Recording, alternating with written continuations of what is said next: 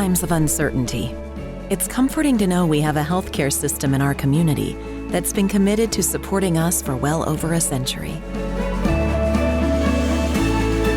In this current time, we are standing together, and our bond is stronger than ever.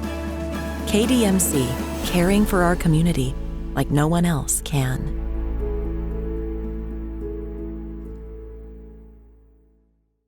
Yeah, Brian, we saw you contribute a lot in the receiving game as well. How much of that is a part of your game that maybe we haven't seen as much lately? I mean, being a receiver is a strong part of my game. I mean, it's something I catch a lot of balls in practice. I run a lot of routes in practice. There's a lot of, plays in our playbook that, that allows me to get out of the backfield and run routes and catch the ball. So, that's a strong part of my game. I, haven't really got going yet, but, it was good, to catch a few balls out the backfield this weekend, to kind of show people like, my pass catching abilities for one. Nick Kelly. Hey, Brian, I believe it was the third quarter, maybe the fourth quarter, when you had a pretty nice blitz pickup. And that was something that Coach Saban mentioned that you guys improved on in the second half. Maybe what are some of the things that you guys changed or did better in picking up the blitz, and what do you want to build on in that way going forward? We had to adjust to their blitz stunts. They came at us with new blitz stunts that we didn't prepare greatly for, and we made the protection call that we thought that would work for us in those looks, and we did what we had to do to try to pick them up. It didn't work out for us the first couple times, but we made a nice adjustment in the second half. To try to pick up the blitzes. We didn't know exactly when they were going to come or when they was going to draw them up, so we just had to kind of stay prepared for them in the second half. Michael. You had 24 carries in this game, 30-something the week before. Just physically, how do you feel after you haven't had to carry this much of a workload in the previous years?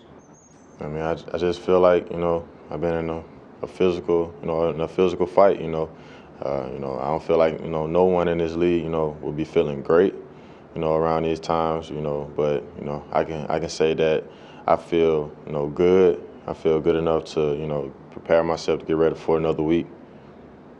Charlie. Hey, Brian, just in short yardage situations, how confident are you in your ability and your offensive line that regardless of what's happening, you guys can move the sticks or get in the end zone if you need to? I'm very confident in mainly short yardage situation that, we'll get the yards needed to convert. I feel like the offensive line is confident in, their ability, to get some push up front, and I'm confident that I can pick up, the hard yards, if it's 1-2 yards or, however many yards it is, I feel like we're confident enough that we can pick them up. Steven. Brian, when Coach Saban talks about, don't waste a failure or don't waste an opportunity that you can learn something from, just what does that mean to you as an older guy? That just mean to me, like, just, all the little things matter. Like, all the things that he stressed about, during the week or, just talking to us about, just making sure that we stand on track. Like, all the little things matter, and they matter the most in, big-time situations. And, if we ain't bought into, the little things that it takes, to be a winner, then, it'll come back and it'll bite us, at a bad time. And, just, he's always on us about, just staying on the little things. And then when one thing goes wrong, then he makes sure that we know, why it didn't go the way that we wanted it to go. John. Yeah, but how do you expect this team to respond from a loss, knowing that all your goals are still out there, but you don't have any more margin for error? I feel like this team will respond in a great manner. Like, everyone, you see the look on everyone's face, and you see how guys feel about the outcome of last game, and you could just you feel the energy of people just want to come back and get better and just see all the little things that we can do to fix the errors that we had and just try to clean up everything we screwed up in the game to try to come back better next week. Tony. How confident are you in Roydell to kind of step into a more extended role and maybe take some of that weight off your shoulders and keep you fresh throughout games? I have a lot of confidence in Roydell. We we sit in the same meeting room and, we prepare. We prepare very hard every week. We go out to the practice field and, we prepare hard. We make sure that we, are very detailed in everything that we do. So, just, watching him and just, helping him along the way, just, helping me build more and more confidence in him just, throughout the weeks of practice, just seeing how hard he competes and, in the meeting room, how much he's learning and how much he understands of, the game plan and, what we're trying to accomplish. So, that just helped me build more confidence in Rodell. Charlie. How much confidence do you have in a guy like Jameson Williams? I know that confidence word needs a lot, but what kind of spark, I guess, has he provided for the offense these first 6 games? He brings, a different type of spark. He comes in, he doesn't have, the size that I have, but he's just as physical. He has speed. He's aggressive, and he's just it's no fall off. If you put him in the game, he'll come in the game. He'll run the ball hard. He'll catch the ball out of the backfield, and he'll do it fast and he'll do it physical.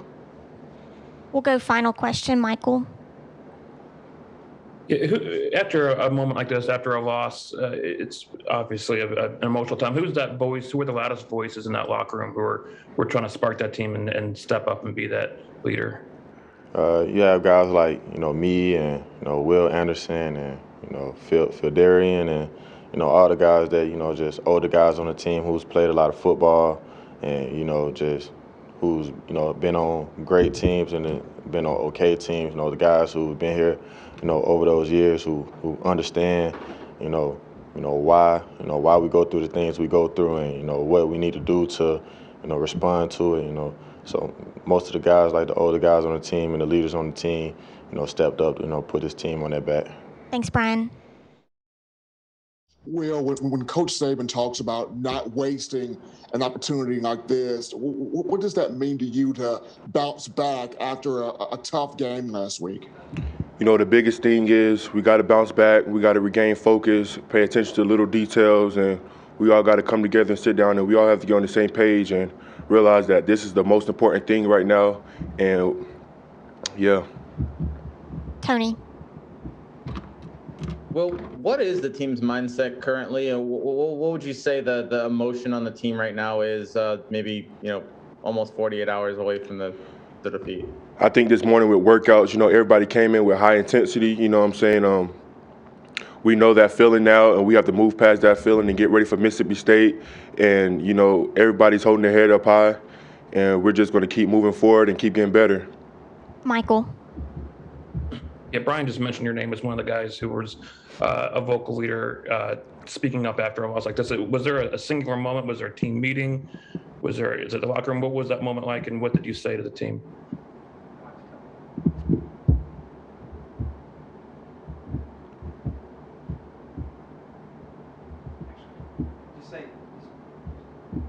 I mean, what I've said to you guys, we have to do a better job. Football has to be the most important thing.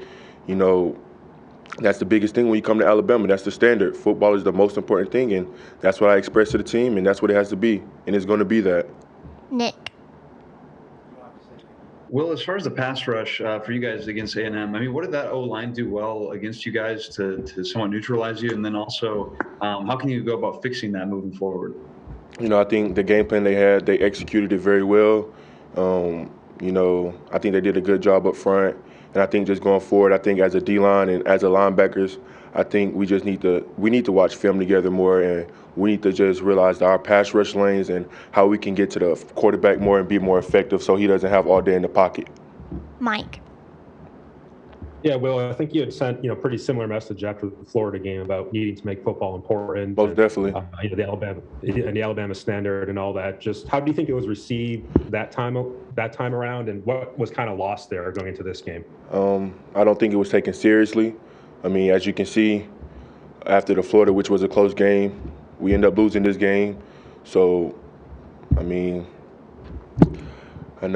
think together as a team, we really just have to focus. I think that's the biggest thing. I just feel like as if there's really nothing other teams are doing. I just think it's just us. We're in our own way right now.